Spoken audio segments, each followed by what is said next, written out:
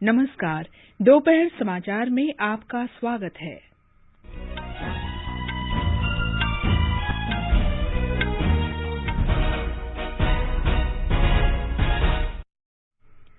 प्रधानमंत्री नरेंद्र मोदी ने Omicron variant के मद्देनजर अधिकारियों को सतर्कता बरतने और जागरूक रहने के निर्देश दिए। संक्रमण के बढ़ते मामलों वाले स्थानों की बारीकी से निगरानी करने को कहा। उत्तर प्रदेश सरकार ने कल से राज्य में रात्रि कर्फ्यू लगाने की घोषणा की। देश में ओमिक्रॉन के अब तक 358 मामलों की पुष्टि, सबसे अधिक 88 मामले महाराष्ट्र में, दिल्ली में 67 मामले। राष्ट्रव्यापी टीकाकरण अभियान के अंतर्गत 140 करोड़ 31 लाख से अधिक कोविड रोधी टीके लगाए गए। स्वस्थ होने की दर 98.4% हुई। निर्वाचन आयोग ने उत्तराखंड विधानसभा चुनाव तैयारियों की समीक्षा की। प्रधानमंत्री कल गुजरात के कच्छ में गुरुद्वारा लखपत साहिब में गुरु नानक देव जी के गुरु पर्व समारोह को संबोधित करेंगे। प्रख्यात मलयालम फिल्म निर्माता के.एस. सेतुमाधवन का निधन। उपभोक्ताओं के अधिकारों और जिम्मेदारियों के बारे में जागरूकता फैलाने के लिए आज राष्ट्रीय उपभोक्ता दिवस मनाया जा रहा है और मोंटेनेग्रो में अंतर्राष्ट्रीय अल्पाइन स्कीइंग प्रतियोगिता में भारत की आंचल ठाकुर ने कांस्य पदक जीता।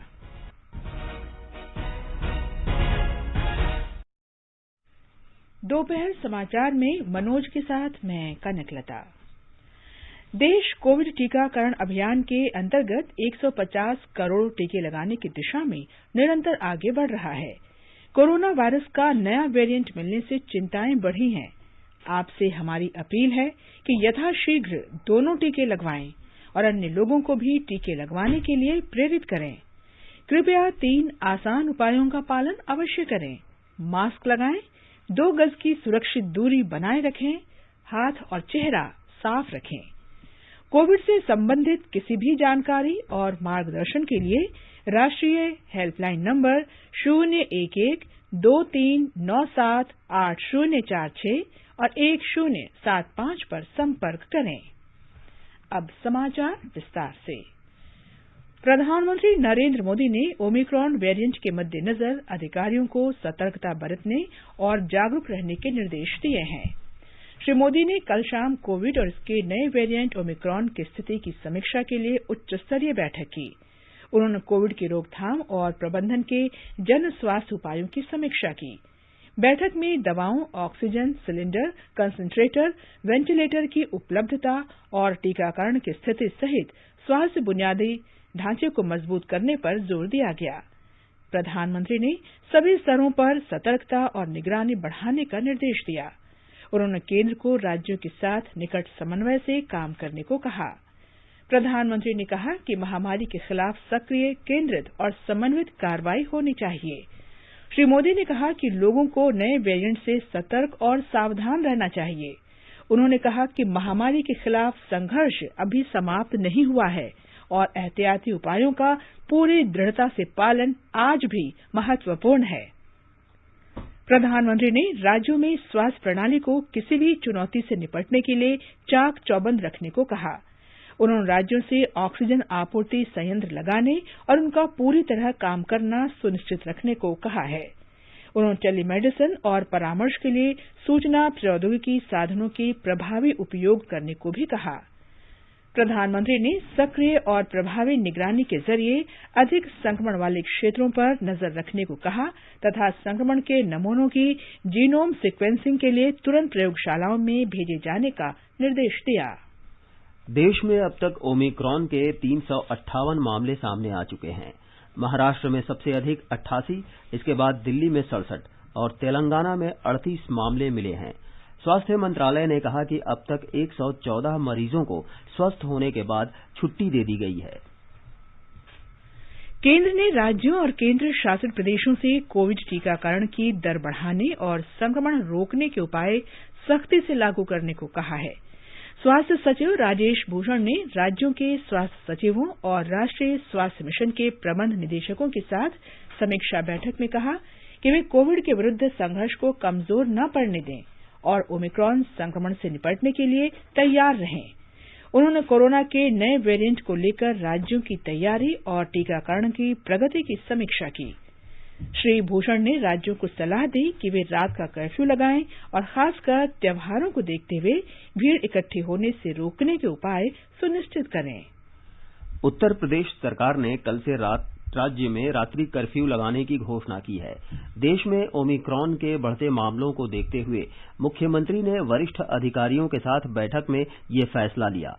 कर्फ्यू रात 11 बजे से सुबह 5 बजे तक लागू रहेगा। शादियों जैसे किसी भी समारोहों या आयोजनों में अधिकतम 200 लोगों के एकत्र होने की अनुमति होगी। आयोजन के बारे में स्थानीय प्रशासन को जानकारी देनी होगी।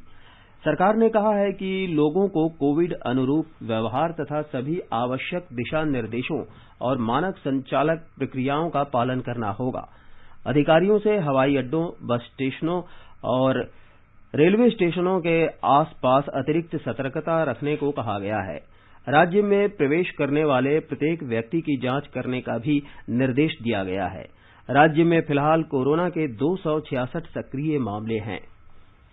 मध्य प्रदेश सरकार ने कोरोना के बढ़ते संक्रमण को देखते हुए अगले आदेश तक रात का कर्फ्यू लगा दिया है।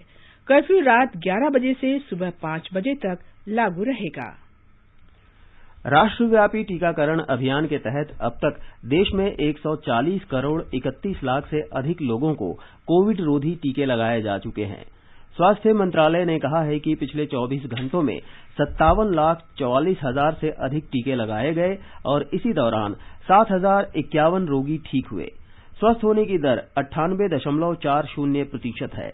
अब तक 3 करोड़ 42 लाख 15,000 से ज्यादा लोग ठीक हो चुके हैं। पिछले 24 घंटे में 6,650 नए मामले दर्ज किए गए। केंद्र सरकार ने कहा है कि राज्यों और केंद्र शासित प्रदेशों को अब तक 147 करोड़ 72 लाख से अधिक कोविड रोधी टीके उपलब्ध कराए जा चुके हैं। स्वास्थ्य और परिवार कल्याण मंत्रालय ने कहा है कि 17 करोड़ 97 लाख से अधिक टीके अब भी राज्यों, केंद्र शासित प्रदेशों और निजी अस्पतालों के पास शेष हैं। आकाशवाणी के समाचार सेवा प्रभाग के कोरोना जागरूकता श्रृंखला कार्यक्रम में कल नई दिल्ली के लेडी हार्डिंग मेडिकल कॉलेज में शिशु रोग विशेषज्ञ डॉक्टर हरीश पेमडे ने कोविड दिशा निर्देशों का पालन करने पर जोर दिया। देखिए, ये हम सबको विदित होना चाहिए कि जो नया वेरिएंट ऑफ कंसर्न है, जैसे ओमिक्रॉन कहा जा रहा है, ये बहुत तेजी से फैल सकता है। हमारे अपनी सरकार के आकलन के अनुसार ये पिछले जो वेरिएंट रहे हैं उनसे 3 गुना अधिक तेजी से फैलता है। अतः हमें बिल्कुल भी ढिलाई नहीं बरतनी है। जो हम में से हर व्यक्ति जो कर सकता है खुद, वो उनको करना है। बाकी तो सरकार करती है और लोग करते हैं वो तो है ही, लेकिन खुद मास्क लगाना है, बिना काम के घर से बाहर नहीं निकलना है, अधिक भीड़ में इकट्ठे नहीं होना है, दूरी बना के रखनी है। इन सब उपायों का हमेशा फायदा होता है, पहले भी हुआ था, इस बार भी होगा। आकाशवाणी का समाचार सेवा प्रभाग आज रात 9:30 बजे कोरोना जागरूकता श्रृंखला में लाइव फोन इन कार्यक्रम प्रसारित करेगा। कार्यक्रम में अखिल भारतीय आयुर्विज्ञान संस्थान एम्स पटना के डॉक्टर संजीव कुमार श्रोताओं के प्रश्नों के उत्तर देंगे। श्रोता हमारे विशेषज्ञ से टेलीफोन नंबर 011-2342-1230 और 011-2342-1764 पर प्रश्न पूछ सकते हैं। टेलीफोन नंबर एक बार फिर सुन लें, 011-2342-1230 और 011-2342-1764। Twitter handle @AIR News Alerts #AskAIR पर भी सवाल पोस्ट किए जा सकते हैं। कार्यक्रम FM गोल्ड और अतिरिक्त मीटरों पर सुना जा सकता है। ये समाचार हमारी वेबसाइट newsonair.com/hindi और हमारे mobile app news on AIR पर भी उपलब्ध हैं। सबका साथ, सबका विकास, सबका विश्वास, सबका प्रयास। सबके प्रयास से हो रहा है राष्ट्र निर्माण, जिसमें इनकम टैक्स है आपका योगदान। और जब ई-फाइलिंग से हुआ है इनकम टैक्स रिटर्न भरना इतना आसान, तो फिर देर क्यों करें? 31 दिसंबर 2021 या उससे पहले www.incometax.gov.in पर अपनी इनकम टैक्स रिटर्न को ई-फाइल करना ना भूलें। समय से इनकम टैक्स रिटर्न भरने पर रिफंड्स भी जल्दी आ जाते हैं। लॉसेस को कैरी फॉरवर्ड किया जा सकता है। लोन और वीजा एप्लीकेशन की प्रोसेसिंग में भी ITR सहायक है। नए ई-फाइलिंग पोर्टल पर 3 करोड़ से भी अधिक इनकम टैक्स रिटर्न फाइल किए जा चुके हैं। तो फिर आप भी समय न गवाएं। आज ही अपने इनकम टैक्स रिटर्न को ई-फाइल करें। अधिक जानकारी और रिटर्न फाइल करने के लिए विजिट करें www.incometax.gov.in। हर जोखिम से निकल कर फसल आए, सुरक्षित हो जाए।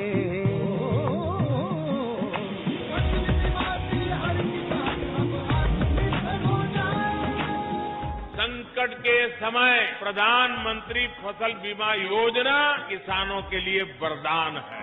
अब सूखा पड़े या बाढ़ आ जाए, कोई डर नहीं। अब ओले पड़े या कीट पतंगे फसल खा जाए, कोई फिक्र नहीं, क्योंकि हमने लिया है प्रधानमंत्री फसल बीमा। बुआई से फसल कटाई तक हर जोखिम का दावा, न्यूनतम प्रीमियम पर अधिकतम भुगतान का वादा। योजना से हर साल जुड़ रहे हैं 5 करोड़ से ज्यादा किसान। अब आपकी है बारी। नजदीकी कृषि कार्यालय, सहकारी समिति, बैंक शाखा, अधिकृत बीमा कंपनी या जन सेवा केंद्र में स्वेच्छा से करा सकते हैं पंजीकरण। फसल बीमा पोर्टल या फसल बीमा ऐप द्वारा भी कराया जा सकता है पंजीकरण। प्रधानमंत्री फसल बीमा योजना, आपकी फसलों का संपूर्ण सुरक्षा कवच। कृषि एवं किसान कल्याण मंत्रालय, भारत सरकार। दोपहर समाचार में आपका फिर स्वागत है। प्रधानमंत्री गरीब कल्याण अन्न योजना के अंतर्गत केंद्र राष्ट्रीय खाद्य सुरक्षा अधिनियम के तहत सभी लाभार्थियों को प्रति व्यक्ति प्रति माह 5 किलोग्राम खाद्यान्न मुफ्त उपलब्ध करा रहा है। ये एक खाद्य सुरक्षा कल्याण योजना है जिसकी परिकल्पना प्रधानमंत्री नरेंद्र मोदी ने कोविड महामारी के आर्थिक दुष्प्रभावों को कम करने में सहायता प्रदान करने के लिए की थी। सरकार ने कहा है कि आयुष का बाजार दायरा 2014 से 2020 के दौरान 17% बढ़कर 18 अरब 10 करोड़ डॉलर तक पहुंच गया है। विकासशील देशों के लिए शोध और सूचना प्रणाली की रिपोर्ट के अनुसार 2020 में कोविड महामारी के कारण आर्थिक गतिविधियों में आई गिरावट के बावजूद 2021 में इसके 20 अरब 60 करोड़ डॉलर तथा 2022 में 23 अरब 30 करोड़ डॉलर तक पहुंचने का अनुमान है। आवासन और शहरी मामलों के मंत्रालय ने प्रधानमंत्री शहरी आवास योजना के अंतर्गत 5 राज्यों में 1,07,000 मकानों के निर्माण को मंजूरी दी है। ये राज्य हैं आंध्र प्रदेश, मध्य प्रदेश, महाराष्ट्र, पुदुचेरी और उत्तराखंड। केंद्रीय मंजूरी और निगरानी समिति की कल नई दिल्ली में हुई 57वीं बैठक में ये मंजूरी दी गई।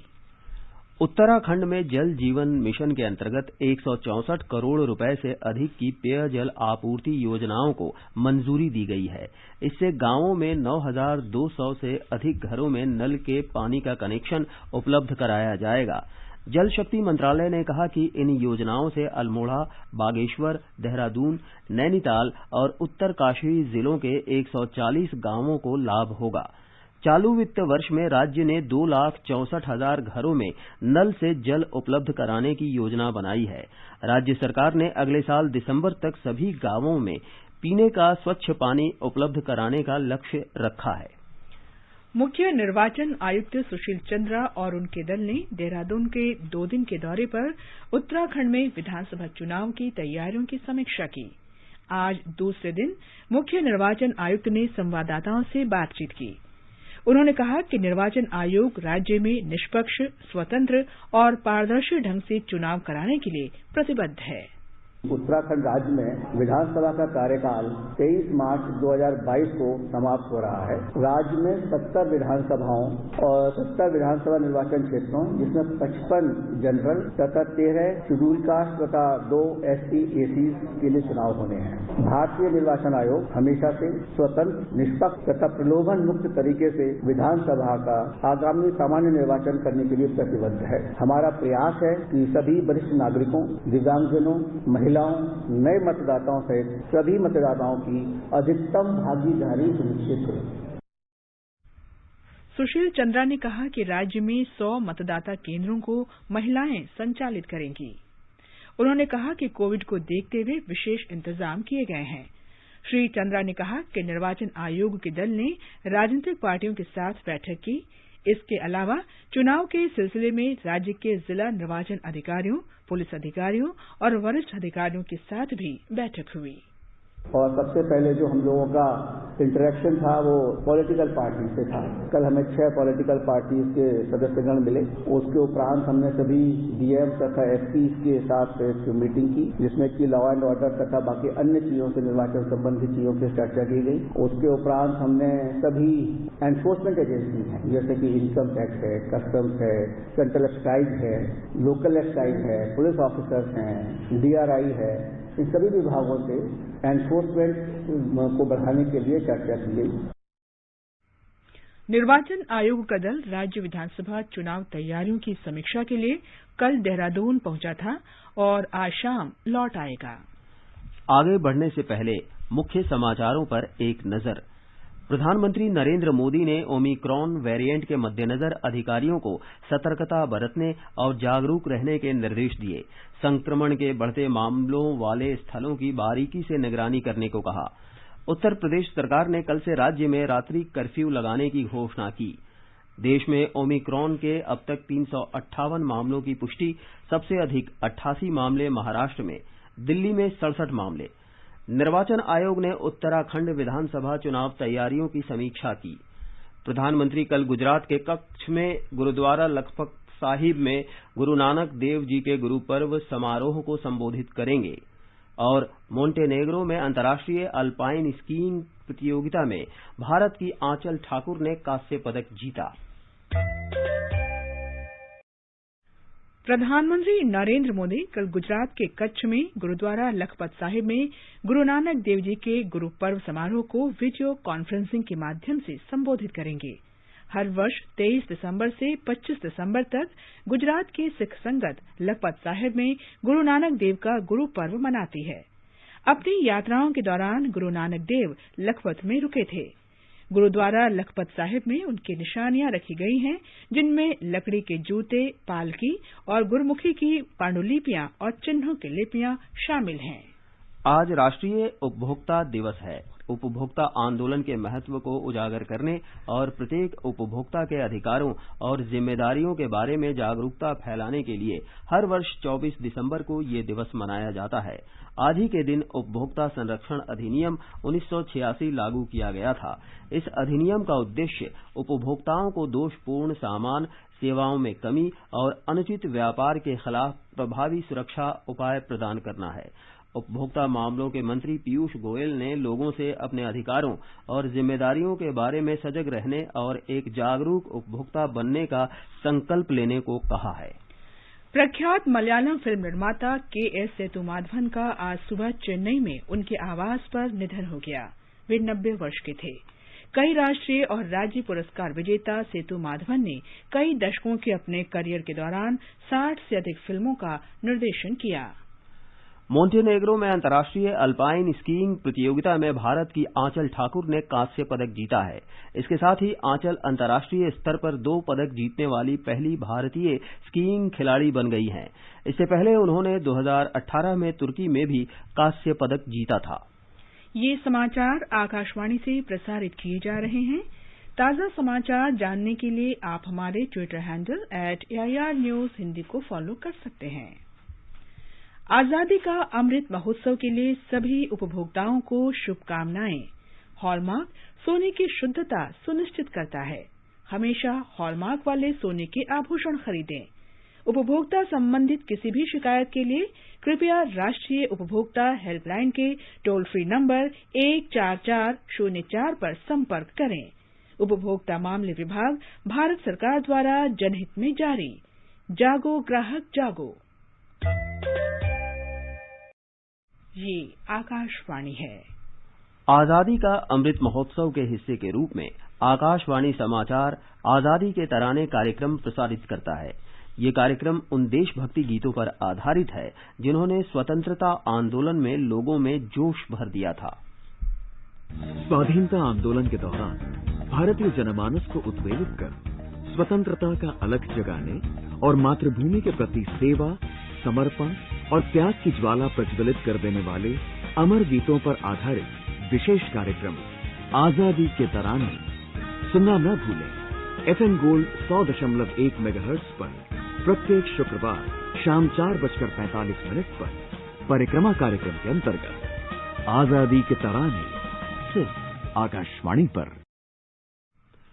आजादी का अमृत महोत्सव के अंतर्गत आइए अब सुनते हैं आकाशवाणी की विशेष प्रस्तुति आजादी का सफर। आजादी का अमृत महोत्सव।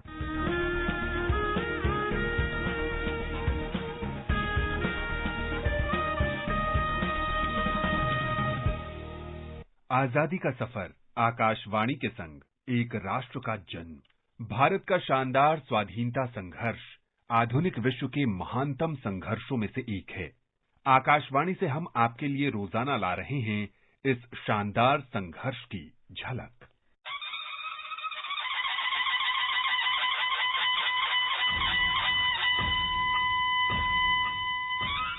चौबीस दिसंबर पांडुरंग सदाशिव साने की जयंती है, जिन्हें उनके अनुयायी साने गुरुजी कहते हैं।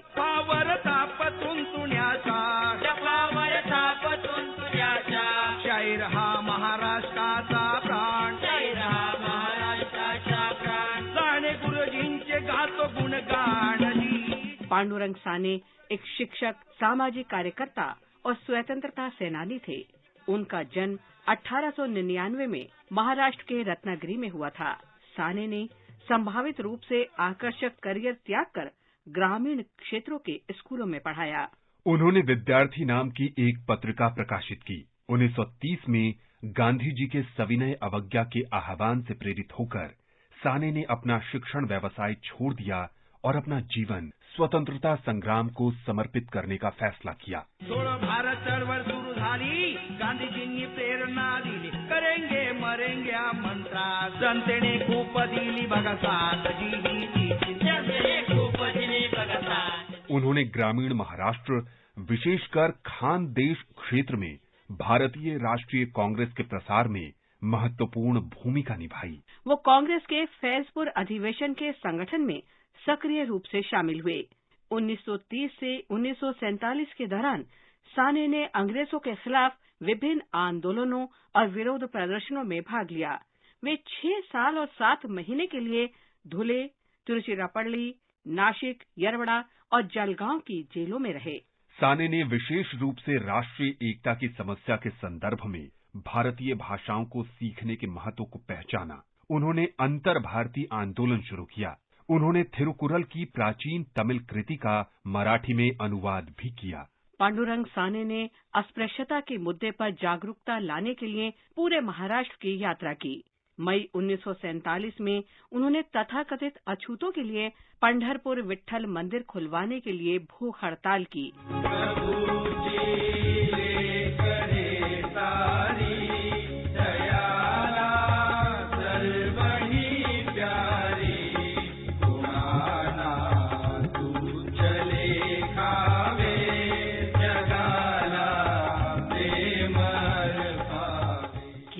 दिन के उपवास के बाद विठ्ठल मंदिर के कपाट अंततः तथाकथित अछूतों के लिए खोल दिए गए। महात्मा गांधी की हत्या से पांडुरंग साने अत्यंत दुखी हुए।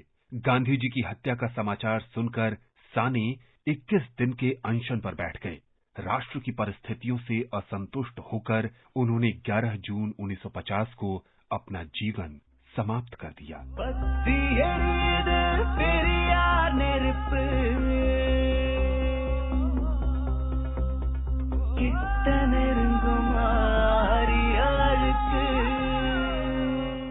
चौबीस दिसंबर महान स्वतंत्रता सेनानी और सामाजिक कार्यकर्ता ईवी रामासामी की भी पुण्यतिथि है, जिन्हें पेरियार के नाम से जाना जाता है।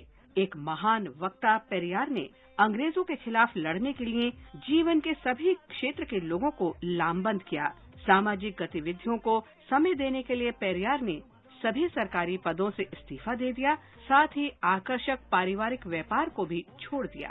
खादी के प्रचार और ब्रिटिश सामान के बहिष्कार के लिए उन्हें कारावास की सजा दी गई। पेरियार लैंगिक समानता के समर्थक थे। उन्होंने महिलाओं की शिक्षा के लिए भी अथक प्रयास किया।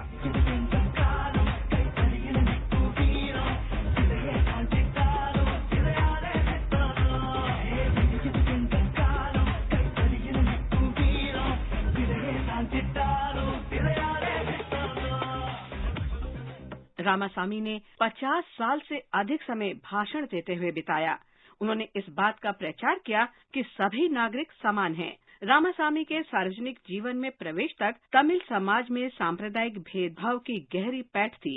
पेरियार को द्रविड़ आंदोलन के जनक के रूप में भी जाना जाता है। 24 दिसंबर 1973 को पेरियार ने अंतिम सांस ली।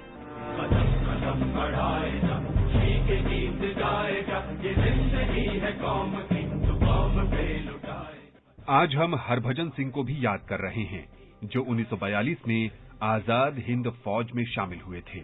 उन्होंने बर्मा के मोर्चे पर द्वितीय लेफ्टिनेंट के रूप में ब्रिटिश सेना के खिलाफ लड़ाई लड़ी और 24 दिसंबर 1944 को बर्मा में दुश्मन के साथ युद्ध में शहीद हो गए।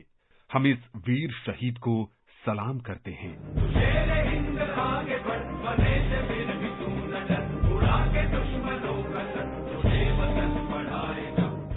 आज बस इतना ही। आजादी का सफर आकाशवाणी के संग कल फिर मिलेंगे नई कड़ी के साथ।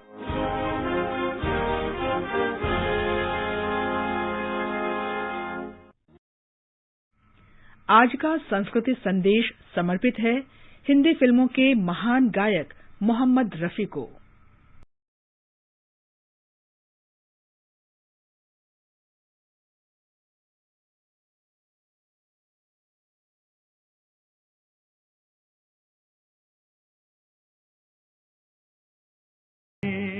मोहम्मद रफी का जन्म 24 दिसंबर 1924 को अमृतसर के पास कोटला सुल्तान सिंह में हुआ था। जब ये 7 साल के थे तभी इनका परिवार रोजगार के सिलसिले में लाहौर आ गया। हुआ यूं कि एक दिन ऑल इंडिया रेडियो लाहौर में प्रख्यात गायक अभिनेता कुंदन लाल सहगल मंच पर गाने आए। बिजली गुल हो जाने की वजह से सहगल ने गाने से मना कर दिया। दर्शकों में हंगामा मच गया। कुदरत का करिश्मा देखिए कि आयोजकों ने 13 साल के रफी को मंच पर गाने के लिए खड़ा कर दिया। मोहम्मद रफी ने अपने गाने से सभी का दिल जीत लिया।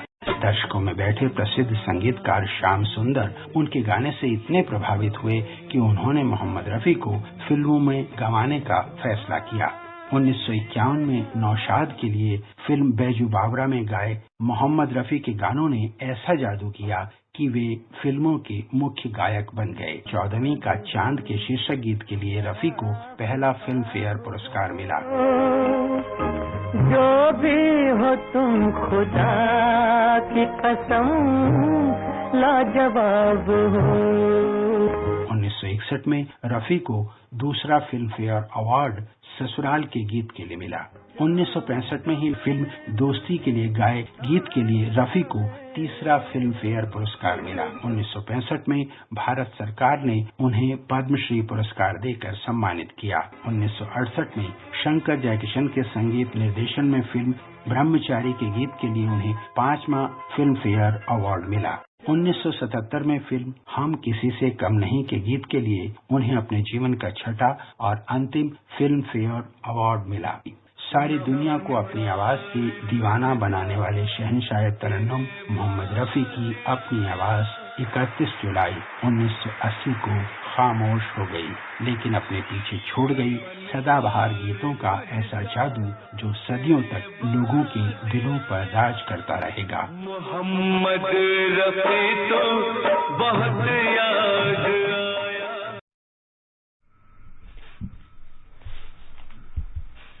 अंत में मुख्य समाचार एक बार फिर। प्रधानमंत्री नरेंद्र मोदी ने ओमिक्रॉन वेरिएंट के मद्देनजर अधिकारियों को सतर्कता बरतने और जागरूक रहने के निर्देश दिए। संक्रमण के बढ़ते मामले वाले स्थानों की बारीकी से निगरानी करने को कहा। उत्तर प्रदेश सरकार ने कल से राज्य में रात्रि कर्फ्यू लगाने की घोषणा की। देश में ओमिक्रॉन के अब तक 358 मामलों की पुष्टि। सबसे अधिक 88 मामले महाराष्ट्र में, दिल्ली में 67 मामले। निर्वाचन आयोग ने उत्तराखंड विधानसभा चुनाव तैयारियों की समीक्षा की। प्रधानमंत्री कल गुजरात के कच्छ में गुरुद्वारा लखपत साहिब में गुरु नानक देव जी के गुरु पर्व समारोह को संबोधित करेंगे। और मोंटेनेग्रो में अंतर्राष्ट्रीय अल्पाइन स्कीइंग प्रतियोगिता में भारत की आंचल ठाकुर ने कांस्य पदक जीता। इसके साथ ही दोपहर समाचार का ये अंक समाप्त हुआ। नमस्कार।